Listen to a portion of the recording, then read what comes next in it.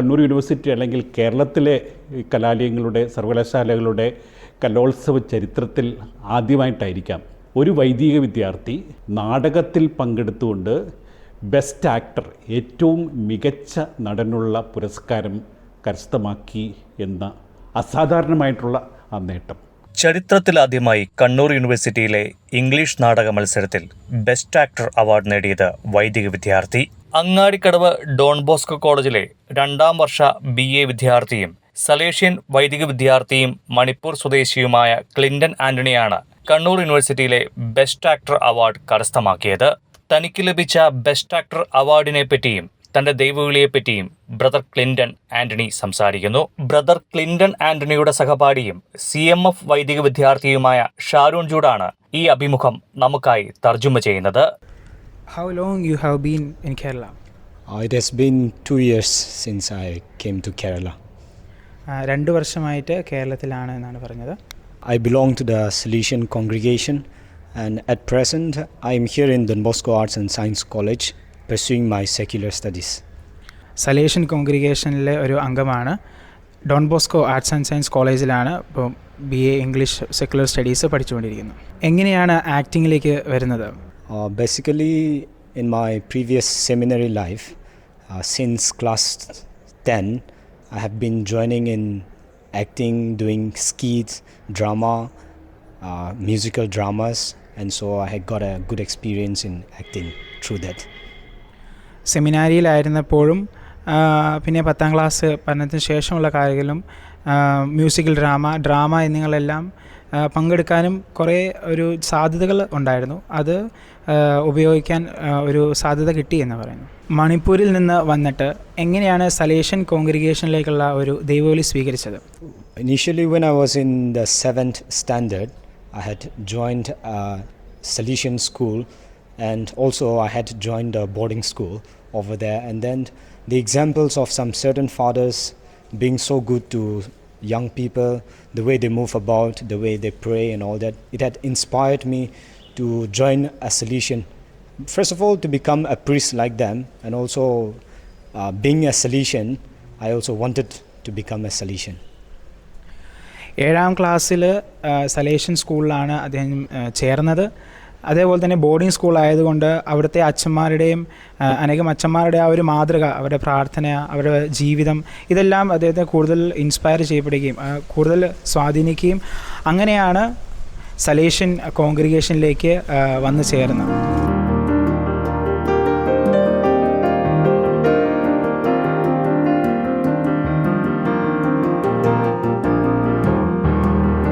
കേരളത്തിൽ വന്നിട്ട് ഇവിടുത്തെ ആ ഒരു വിശ്വാസ ജീവിതത്തെ പറ്റി എന്താണ് പറയാനുള്ളത്? Personally, I felt Kerala people in general are deeply pious and religious. In the way we see a big number of people coming for masses daily. Not only masses, other devotions like Way of the Cross, Rosary. There is a good participation in all of these religious services. And I felt, looking at all these, I felt people are very religious minded. And കേരളത്തിലെ വിശ്വാസികൾ നന്നായി പ്രാർത്ഥിക്കുന്ന വ്യക്തികളായിട്ടാണ് brother കണ്ടിട്ടുള്ളത്.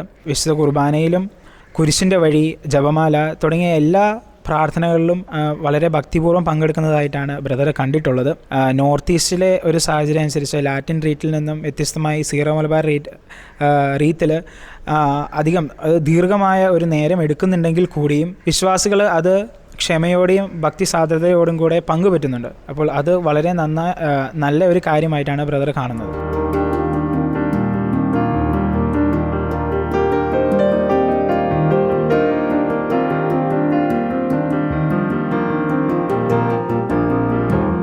Being a seminarian, if opportunity is present, I would like to continue acting because acting is one of my passions, and to give a message through acting. Acting is a very strong motion through which we can convey a lot of messages. For example, taking up social. ഒരു വൈദിക വിദ്യാർത്ഥി എന്ന നിലയിൽ ബ്രദറിൻ്റെ ആ ഒരു passion ഒരു അഭിനേതാവുക എന്നുകൂടിയുണ്ട്. അഭിനയത്തിലൂടെ നമുക്ക് അനേകം കാര്യങ്ങൾ നമുക്ക് ജനങ്ങൾക്ക് പറഞ്ഞു കൊടുക്കാൻ സാധിക്കും. അവരുടെ ഒരു ഇമോഷണൽ ലെവലിൽ അല്ലെങ്കിൽ എല്ലാ ഒരു തലത്തിലും അഭിനയത്തിലും ഒരു പ്രാധാന്യം ഉണ്ട്. നമ്മുടെ ജീവിതത്തിലെ ഓരോ സംഭവ വികാസങ്ങൾ എല്ലാം തന്നെ നമുക്ക് അഭിനയത്തിലൂടെ നമുക്ക് മറ്റുള്ളവർക്ക് പകർന്നു കൊടുക്കാൻ സാധിക്കും എന്നാണ് ബ്രദർ പറഞ്ഞത്.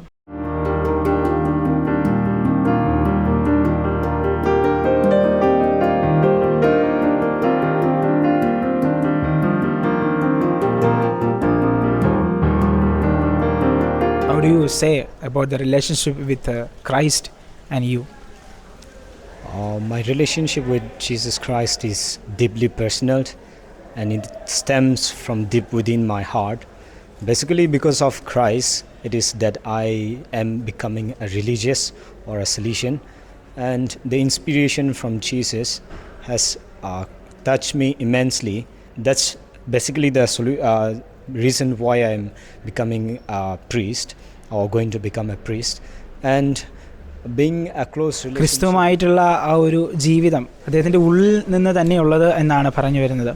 ക്രിസ്തുവിനെ സ്നേഹിക്കുക, ക്രിസ്തുവിനെ ആരാധിക്കുക എന്നെല്ലാം പറയുമ്പോൾ മറ്റുള്ളവരിൽ ക്രിസ്തുവിനെ കാണുക, അപ്പോൾ മറ്റുള്ളവരെ സഹായിക്കുക, അവരിലൂടെയെല്ലാം ഈശോയെ കൂടുതൽ സ്നേഹിക്കുക എന്നതാണ് ബ്രദർ കൂടുതലായിട്ടും പറഞ്ഞു വെക്കുന്നത്.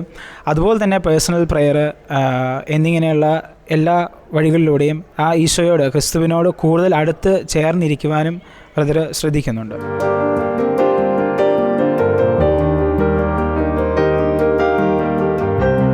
ഒരു സെമിനാരി വിദ്യാർത്ഥി എന്ന നിലയിൽ ഒരു സെക്യുലർ ആയിട്ടുള്ള ഒരു കോളേജിൽ പഠിക്കുമ്പോൾ മറ്റുള്ള നല്ല സഹപാഠികൾ, ടീച്ചേഴ്സ് അല്ലെങ്കിൽ മെയിൻലി ആ ഒരു ഫ്രണ്ട്സ് ഗ്രൂപ്പിൽ, അപ്പോൾ അവരുമായിട്ടുള്ള ഒരു ബന്ധം അല്ലെങ്കിൽ അവർ എങ്ങനെയാണ് ബ്രദറിനെ കാണുന്നത്?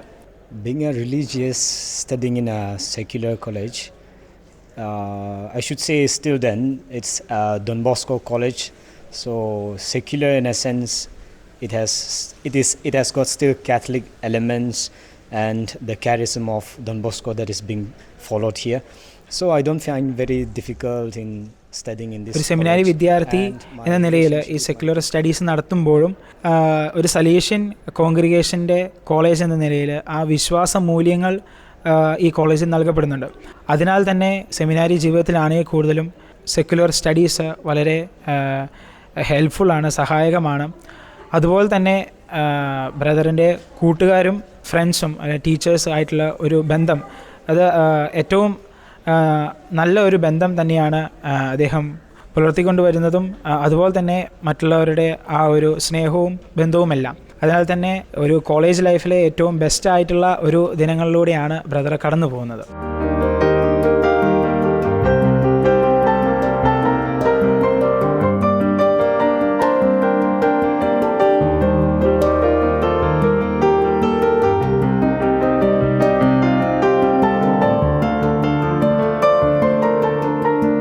It's been 10 years since I joined the seminary, and I want to be a good, holy and a Salesian missionary priest who has a very close union with God and has the capacity, has the heart for people. ഏകദേശം 10 വർഷത്തോളമായി സെമിനാരി ജീവിതം തുടങ്ങിയിട്ട് ഒരു വൈദികൻ ആരായി തീരണമെന്ന് ചോദിക്കുകയാണെങ്കിൽ ഏറ്റവും പരിശുദ്ധി നിറഞ്ഞ വിശുദ്ധനായ ഒരു സലേഷ്യൻ മിഷനറി ആയി തീരുക എന്നുള്ള ഒരു ആഗ്രഹമാണ് ബ്രദറിനുള്ളത്. അത് ഈശോയുടെ ഏറ്റവും കൂടുതൽ അടുത്തായതുകൊണ്ട് ഈശോയ്ക്കും മറ്റുള്ളവർക്കും ഏറ്റവും അടുത്തായ ഒരു വൈദികനായി തീരണമെന്നാണ് ബ്രദർ പറയുന്നത്.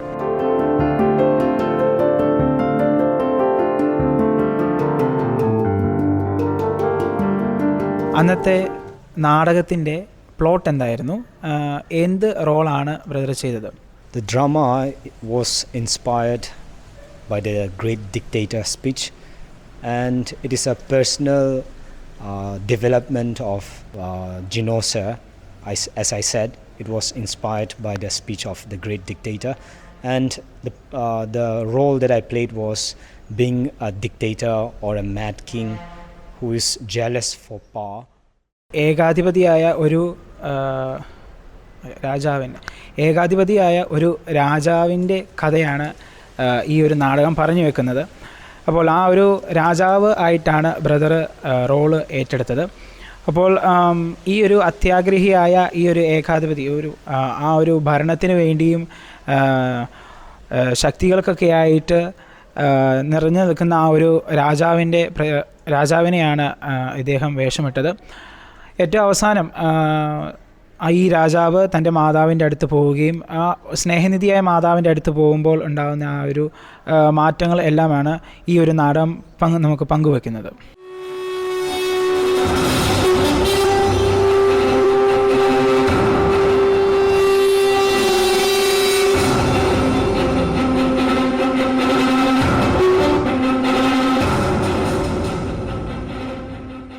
ബെസ്റ്റ് ആക്ടർ എന്ന ഒരു സമ്മാനം ലഭിച്ചപ്പോൾ കൂടെ ഉണ്ടായിരുന്ന വൈദികരും സെമിനാരിയിലെ ബ്രദേഴ്സൊക്കെ എന്താണ് പങ്കുവച്ചത്, അതേപോലെ തന്നെ ഫാമിലിയിൽ നിന്ന് എന്ത് റെസ്പോൺസാണ് ബ്രദറിന് ലഭിച്ചത്?